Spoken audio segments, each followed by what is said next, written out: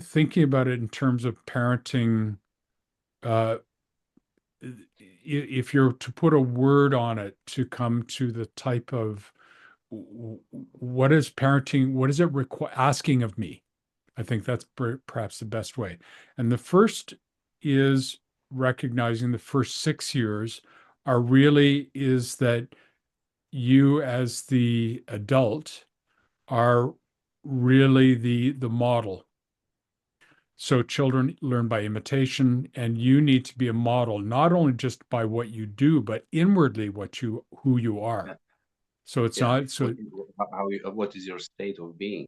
Correct. Correct. So, and again, really trying to come at it from a language point of view that then the client understands. Because if I speak on a level of quantum physics and, the kind of conversations that you and I have had in the past, is that there's no way they're going to there's no way they're going to get that. They need to find their way into what does it mean to be a to get to that state of being. So the notion of really that this first stage is really about modeling. You need to be the ego for the child. The child doesn't have any ability to really make decisions because they're only just starting to understand their that they're even a human being, that they're even separate and distinct. They haven't even made that transition yet until around the time of the change of teeth, which is at around 6 years old or so. And now they're shifting into phase two. That's sort of your indication into phase two, is now you're moving into that next phase. And that's really where now they're needing more of an authorship. And I like to use the word authorship. So if we think about an adult being an author of their own truth, their own way of being. They need to enter into that place to be able to guide through stories, through telling, through the unfolding, through a kind of like an authorship process. Not an authority. I could use the word authority, but I hesitate to use that word because that word can be misused, as authoritarian. And that's not what I mean. I'm really coming at it from the standpoint of authorship, what is true from the inside out as the adult, to be able to help them to move to that next phase, which is 12. And around 12 or so or 13, that's when the major shift is the awakening of the young human being to their own independent self. And they wake up to their logical left brain. They're able to think for themselves. Now they're moving into that testing phase to find out, how do I use this new tool, this new consciousness that I have?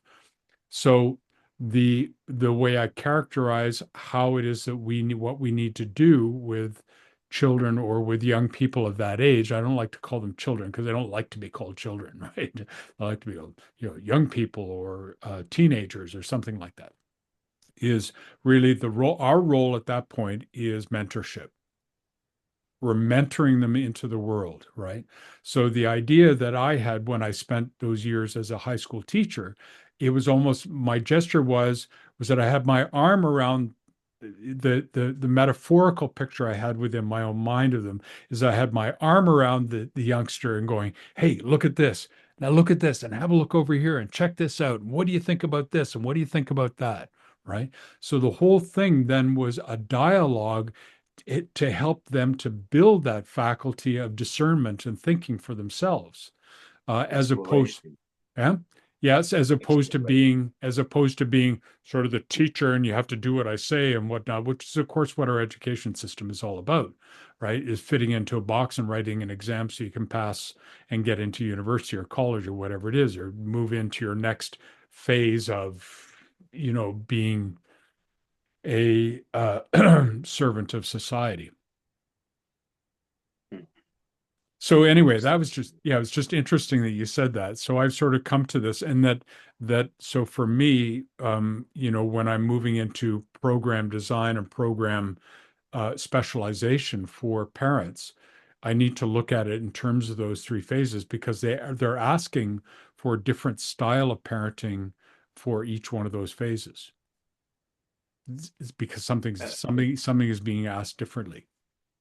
It's one of the things I noticed when you shared that those three stages. You know, the difference is that I think like I was working on a concept of 0 to 7, 7 to 14, and 14 to 21, because the transitional period of from 18 to 21 is really when the real adolescence hit, because you're really become legally adult, Correct. and you get into this. Okay, now I'm really not just ideology with ideology of me being adult. You know, when I felt like adult when I was 15 and all of that, but I always knew that I'm not adult, I'm teenager. And then only I hit 18, and then when I hit 21, the biggest transitions in my thinking happened. Yep. Yep. As you know, when Exactly. I was 21, I got into car crash. So that was the biggest change of my life, right? The lucrative process. And when you said the authorship from 6 to 12, from 7 to 14, 7 to 14. um, It's up. Yeah. yeah, it comes to you know, it comes to the to my memory the Japanese way of parenting. So from 0 to 7 is your child is a king. From 7 to 14, he's King. a servant, a king. Yes. Okay. From 7 to 14, your child is a servant, and from 14 to 21, he's your friend. So in order to be mentor to someone, you have to be on a degree of a friend, because Correct. at least the state of a being has to be same. You know, like that's why it's easy for me to take a feedback from you, because I feel like I'm with a friend. I'm because we feel like with our own, like with our own self. So that might be the case, right? Playing this interconnected role. Now, from what I found, and I'm finding out further with my little one, right? Is there are three aspects from 0 to 3 that are fundamental. Like, you know, it's not even about it is about us, because we are the ones suppressing that. But if we speak about environment, those three aspects are like it's non-negotiable. So it's a curiosity, it's courage, and creativity. If Hmm. you start to suppress those three, you start to influence the development of the child. So the curiosity is tasting things, touching things, walking barefoot, climbing, falling, having a hardship, climbing up on themselves, right? Going into the places where mama says no, no, or grandma says no, no, right? Like checking those stuff, touching it, experiencing it. So if we overprotect them, we kind of create a trauma. That's how I see that. And all this free curiosity, courage, and creativity, they are all the natural. Oh, they are so natural. We are born with that. I think we spoke about it. Like I mentioned this many times. The curiosity, courage, and creativity is that we are born with it. Like if nobody would intervene, we would be so courageous. We would touch the fire and all of that. And when you said about authorship in a 7 to 14, it's I suppose this authorship is coming when there is no need for a remedial parenting, because if the first phase was detrimental, then authorship just contributes to the trauma. Can't hear you. So I think Turned off my audio. Sorry. I just say that you asked again. me to say again, yeah. So if the first 7 years is a sponge period, right? So if we've been a detrimental parents for our child, so we created a trauma, we suppressed their curiosity, we've been projecting our stress and all that frustration and anxiety on a child, and you know, child is in a position where it's hard for them by the age of 7 to have any grasp of their emotional regulation. Then it starts the therapeutical parenting, remedial parenting, because if you let that child go into the school, because that's normal from 5, from 6, right? The school phase, they start to role model other children, and they just build up on the trauma. So they don't look for a new thing. They don't look for emotion, for new emotion. They look for reassurance in their common emotion. That's why the second stage is like integrational. So whatever imprints happened in the first stage, then we'll seek for this reassurance. Is it really that how it's supposed to be? And then when we are 14, yeah, I'm a conqueror of the world, I know it's this way. World is evil, money is evil, all these collective unconscious things. So yeah, and it just I think that's maybe the part what I would ask more about that out outer stage, where how it would work if the child been going through traumatic events, if the parents were not emotionally mature, how then a child from a 6 7 years old cannot go through remedial parent, because that's an interesting Yeah, part. yeah, and I think that what, if we think about the way that we've structured our societies, and the children are going to school, that author is typically their teacher, so their class teacher, right? And No, it, it it wasn't ever for me, at least, or no, my no, I'm not. classmates. I'm not saying that is the person who they are, but I'm saying that if you are talking about a uh, somebody who is going to be able to form an attachment, of where a child is going to be able to make an attachment, Yes. if you're talking about a traumatic kind of experience, then they're going to look for that somewhere. They're going to look for that. Herd mentality for that. They're not thinking about that in the direct sense, but No, they're seeking for a state of being, which is being accepted, being part of something. Because if the parents always look to you as a little child who can't do nothing, you want to be part of something. correct, That's why children get involved in the gangs, because they want to feel powerful, they want to feel correct, involved and accepted and being in the decision position. and that is the authority. That is the authority. That's the authorship. And depends That's the who is place. authority That's the there. place. So you have that direct experience, right? Because teachers never was for me. I was a rebel. Like, I was born rebel. I felt like I was born rebel, and teachers would say to my mother, he has so beautiful eyes, your boy, but he has a character. And and that and there was a point when I were 14, then I kind of wanted to get attached to a teacher, because I started to be good in subjects. But it happened very fast when school couldn't provide a safe environment for me, and then my friends, older friends, provided the safe environment for me. So I started to attach with the band. I started to attach myself to the band.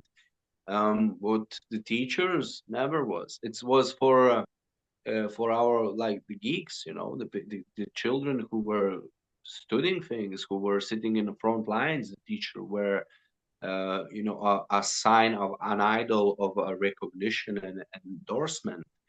When for me it was completely opposite. I was the one rebelling, so I get this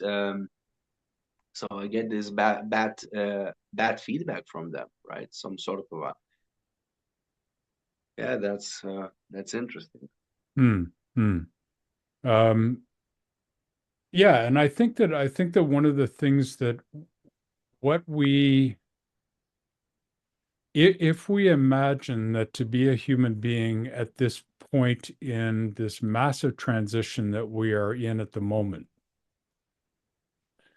is that our role is one of transformation, and that our experiences, for example, and I can use you as an example of that, is that you have had uh, a very unique path coming through your life experience, and now you are consciously, you're aware of it, and now you're transforming that consciousness, particularly through what you're passing on to your own son.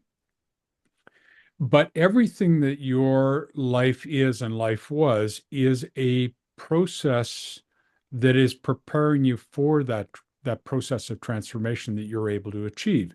And it's different today than it's going to be different tomorrow and next year and the year after that and 10 years or 20 years down the line.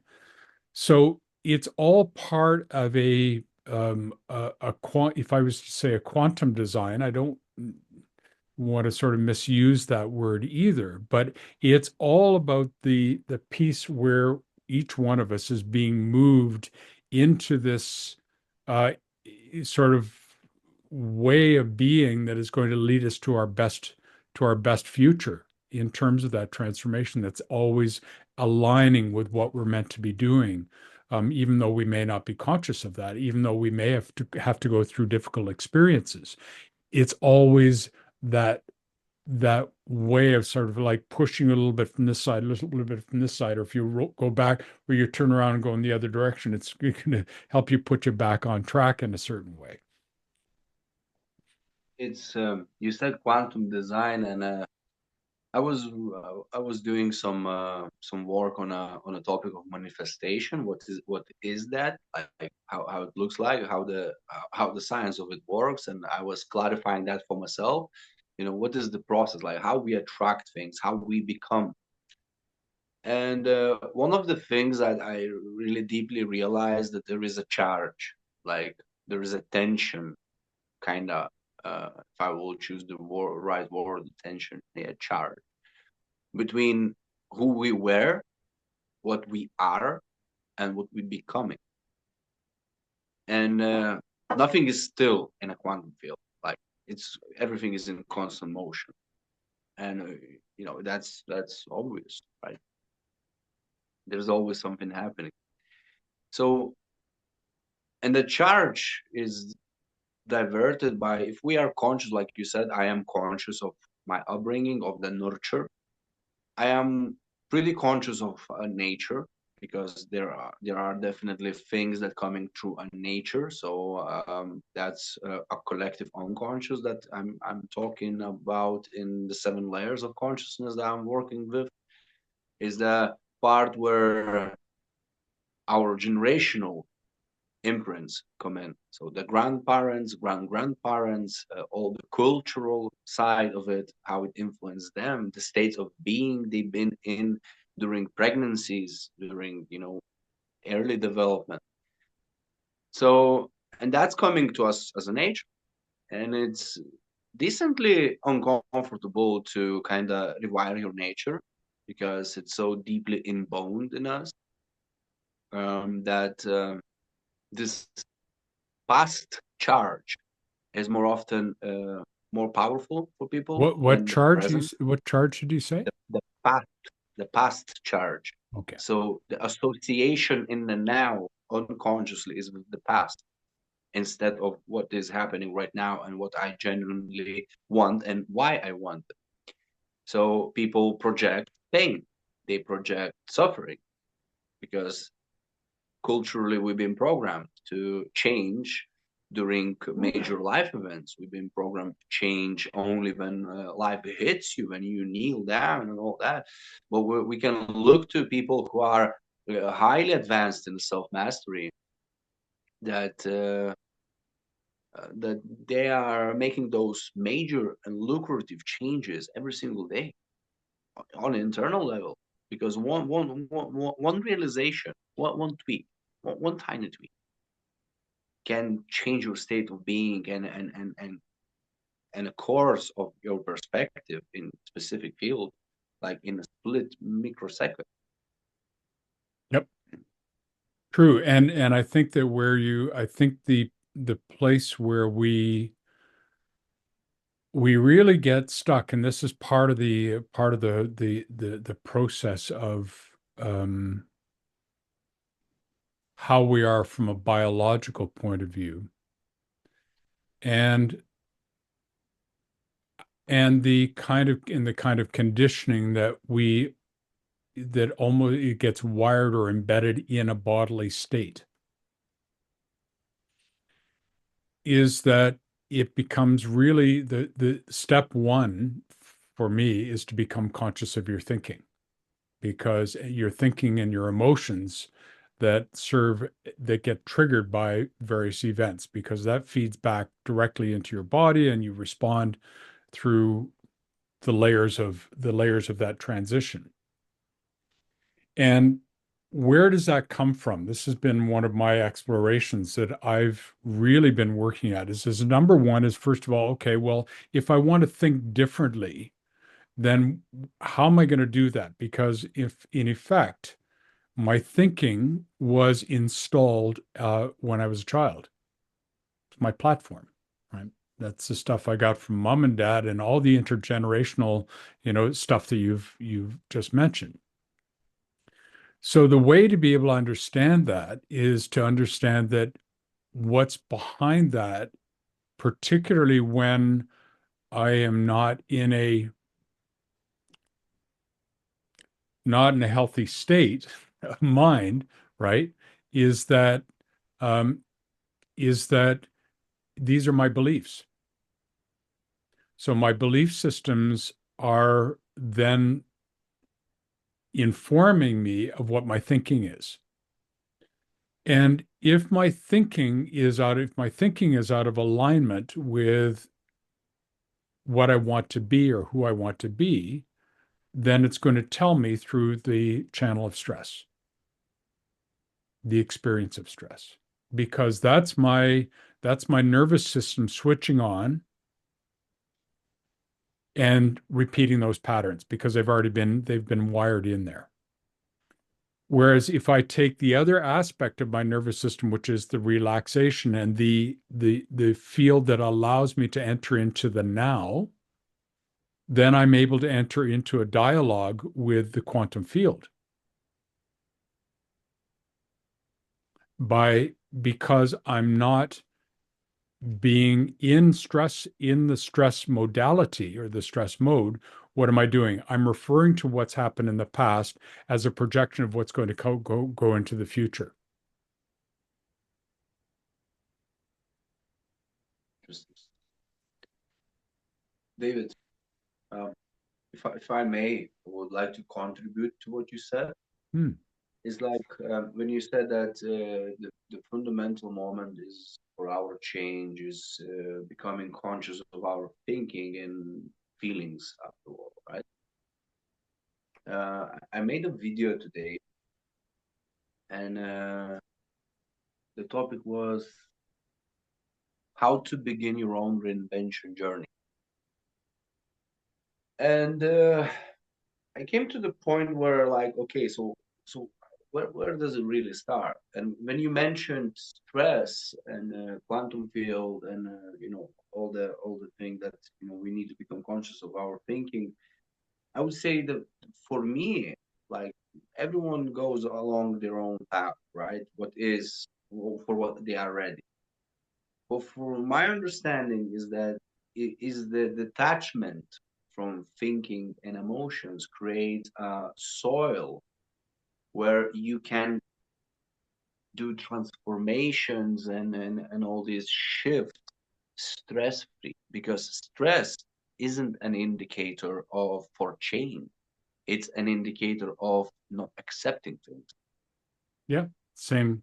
and Yeah. if and if I'm like, for example, if I'm not accepting myself as I am right now, I will reject that, and it will be way, way harder for me to internalize. So, for example, I would always have an issue with a female side. So, I would kind of be a bit of a judgmental towards them, a critical. My way of thinking about women were critical through evolutionary perspective, right? So that was a case. I can give you example why. So I tend to find women manipulative as their nature, because they've been, like in all times they've been pregnant, and they were protected, right? So they kind of learn to be very sensitive. That's why I believe they are more empathetic than the men are. and like from a societal perspective, right? And then I realized that it's about my mother, because my mother didn't show that when when I would do something that is not against how she wants, she wouldn't show me an empathy. She wouldn't give me a constructive criticism. She would just punish me, right? So, and that's where I felt a rejection. I felt like, you're doing that to me. I don't love you, right? So that's how I felt, and that rejection stayed with me, and I projected that onto women. So, and I realized that I'm feeling every time I'm getting that to something similar, I'm getting a feeling in my body, right? That was a lower left abdomen. Right. And I was like, okay, it's in there, like physically. And I started to observe.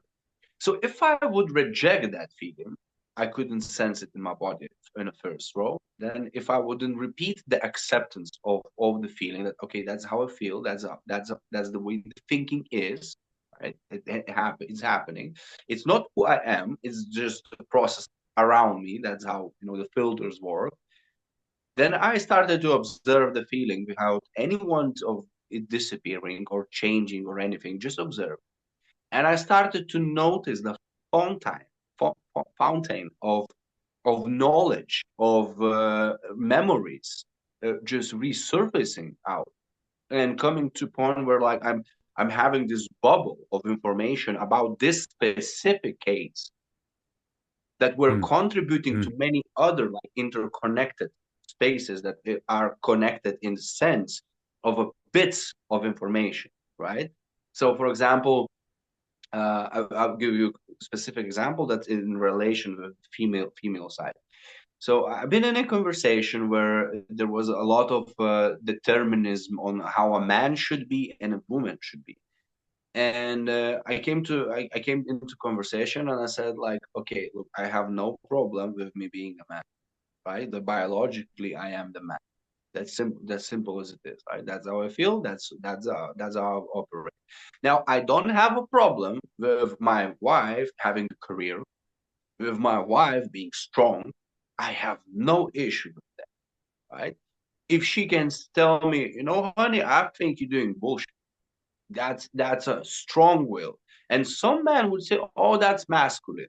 But I say that's not a masculine. That's how things should be, right? That's how I love it to be. I don't like to have yes people around me. I better have people who are straight and honest with me.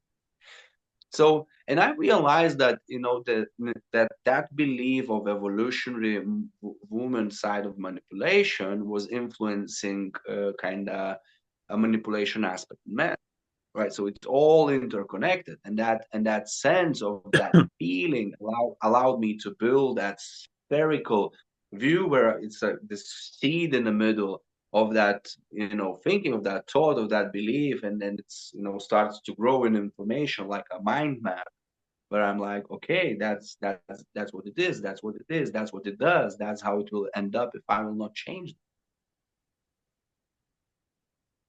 beautiful. That's observation. great. That's great. Observation. But that's the level, of consciousness that you are at. And so you're able to access that simply because you're conscious that my thinking, my feelings into my body, and that link, you're conscious of that link, and you're conscious of that ability, or that the importance to stop and say, well, what's that?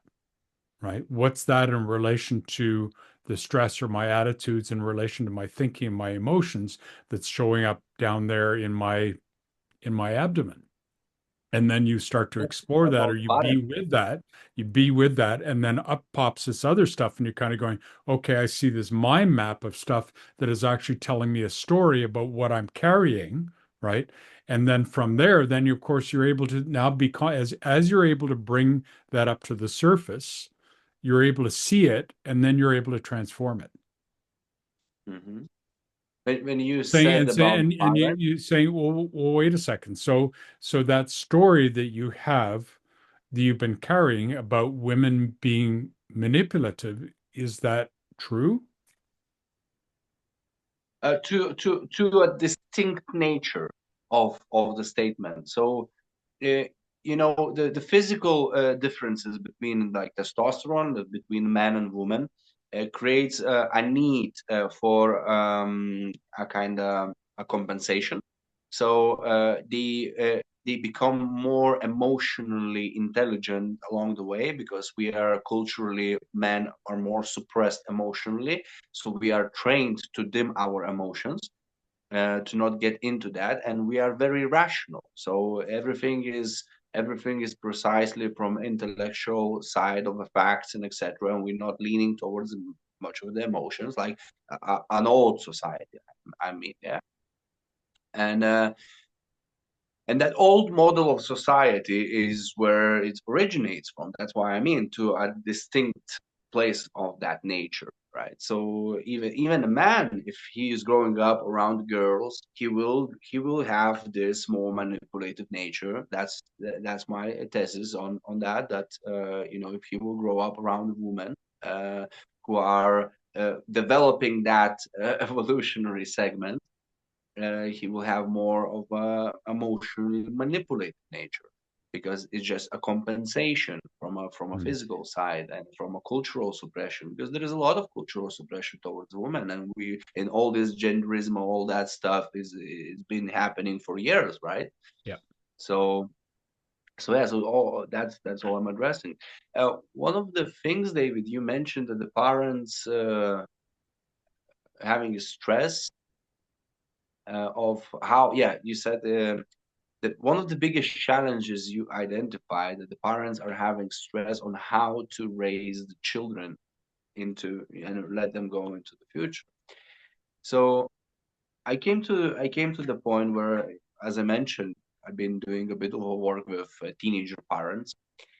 And when I started to have conversations with them, that there are different cases. For some of them want to get more involved, some of them want to understand their children better, some, losing their peace. But the thing is that children is our mirrors.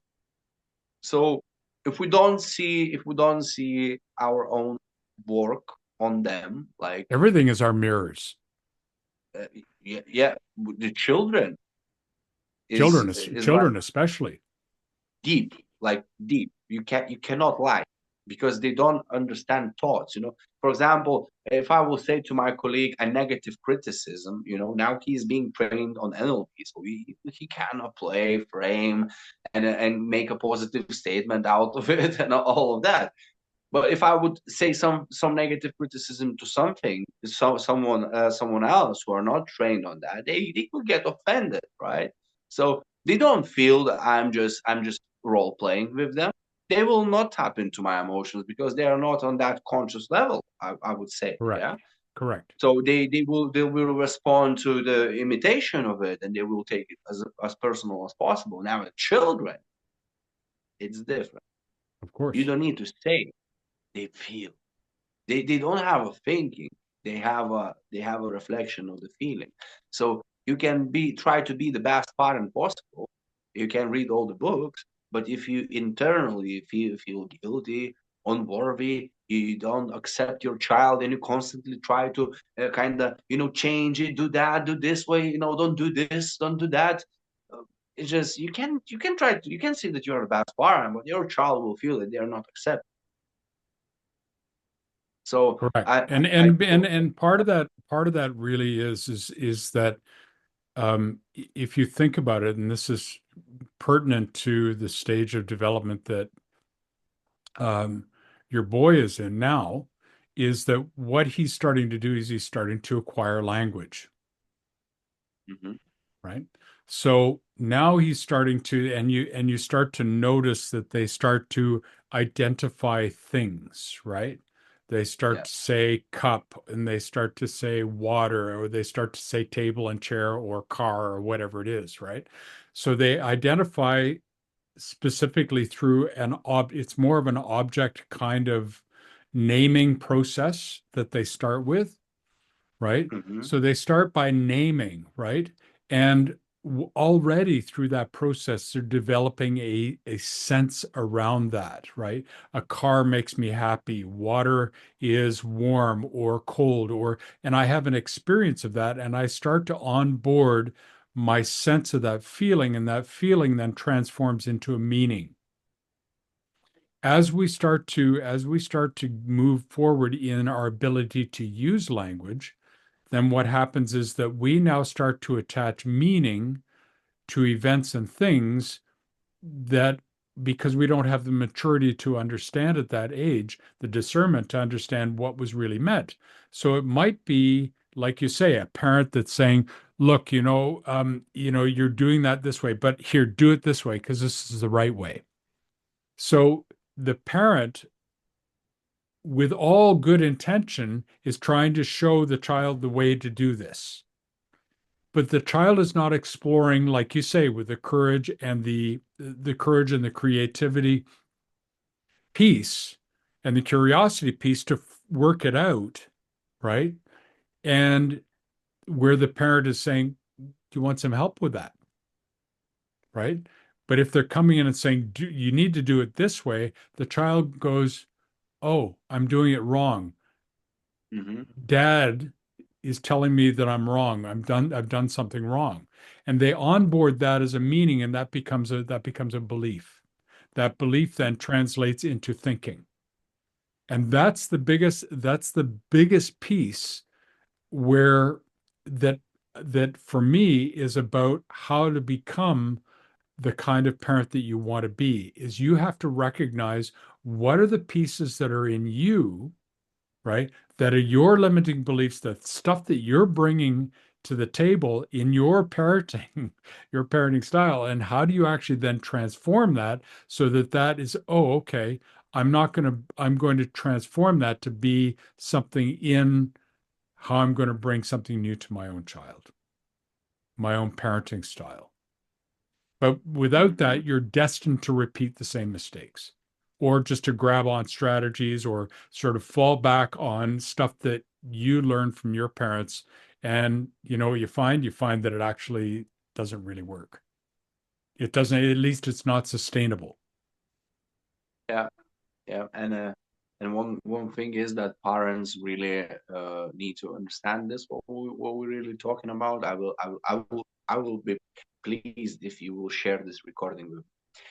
Of course. So the parents really need to understand this, that they are, the children are just mirrors, the copycats of their, and then yes, they are developing a unique traits, unique characters, but that's a combination of all that. That's through a filter of what was done. And when parents approached me, like during all these comments right now, uh, they they kind of want to change their children. Like it's not about changing themselves, but they ask how to help my child, how to change that. And that's where, I love, that's the part I really love about the Phoenix Protocol. So I don't know you remember the Phoenix Protocol, David, but I will share with you. So the Phoenix Protocol is basically a process from evening. So before going to sleep, you Yeah. create a state of intention. Yes. You create a state of intention. That triggers a mechanism in a deep sleep state in your brain that starts to search for information because David said so. I need to find it, right? When we wake up, Don't tell anybody that actually that information is not in your brain.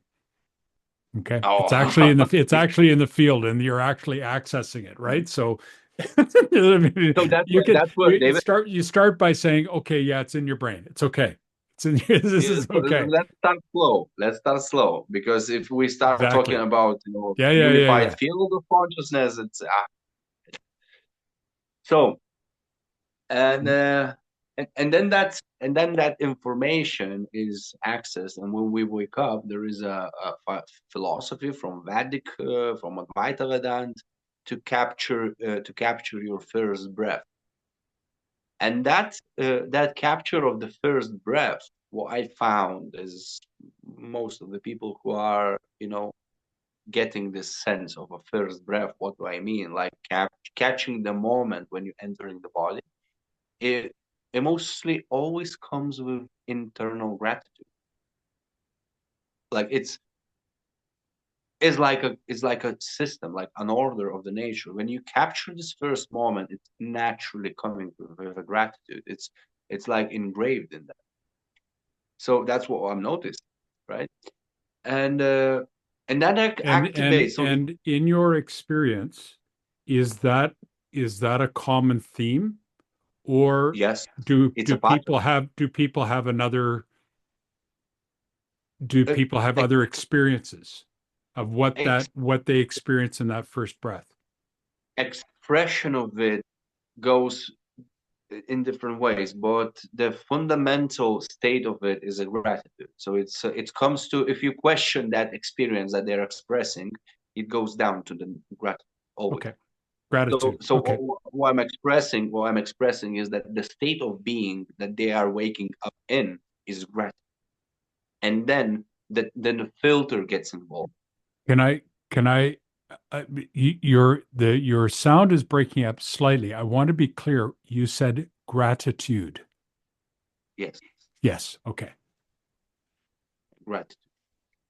And what happens next? So really is again a part of the science. And when I started to do Phoenix Protocol, it was just my exploration. You know, I was exploring the misogi, the Japanese tradition, where the samurais would sit in cold water, and they would forgive themselves, and they would set an intentions for the day.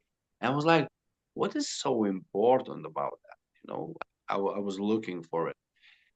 And then over the trial and error, I realized that when our how to identify a belief, like limiting belief.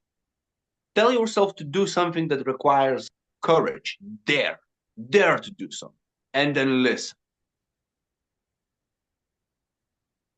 Feelings, right? Just dare to do something. So, and I came to, okay, what means to dare? What means to do something courageous? It's a discomfort, okay? How to translate discomfort in a practical sense? It's a stimulus.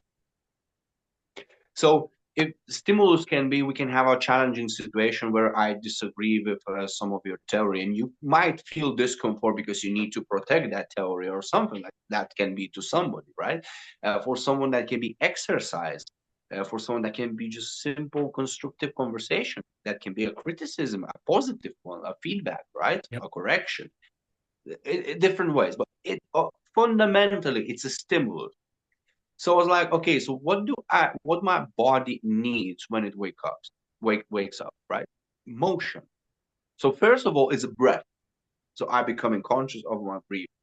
So I start doing this capture of the breath. I start doing deep breath in and moving. Yeah.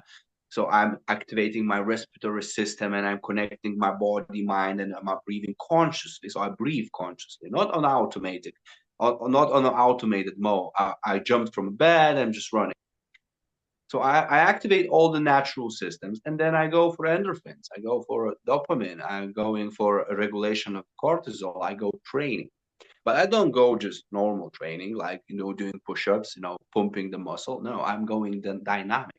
So the point is, when you start doing static exercising, right, or leaning towards hypertrophy, it's kind of isolating the flow. So it's kind of a contraction into location, for example, chest, biceps, triceps, shoulders, legs.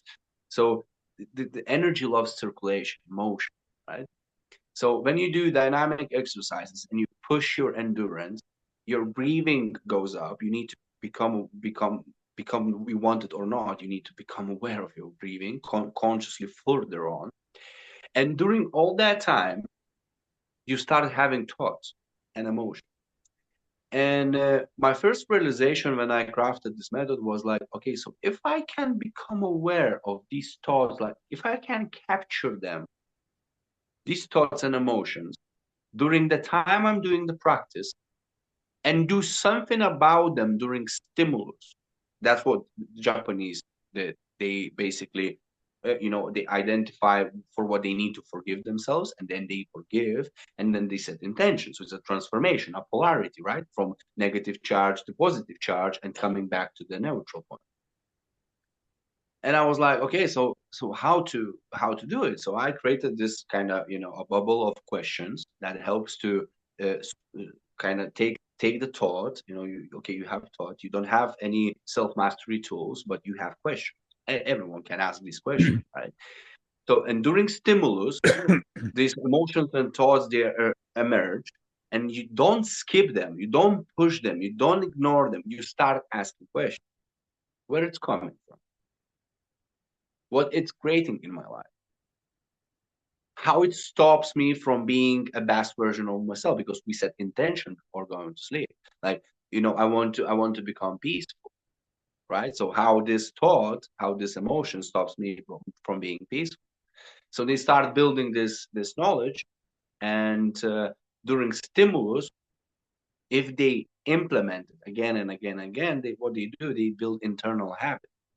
So instead of getting involved in a reaction mechanism, they get into an observational and intellectualization point. Yeah, you can get into overthinking. That's also, a tool you need to. Every tool is good until it not becomes a fatalism. It's not fatalism. How it's word? Hmm, yeah, it's from fanatism. Until the tool doesn't become a fanatism. Yeah.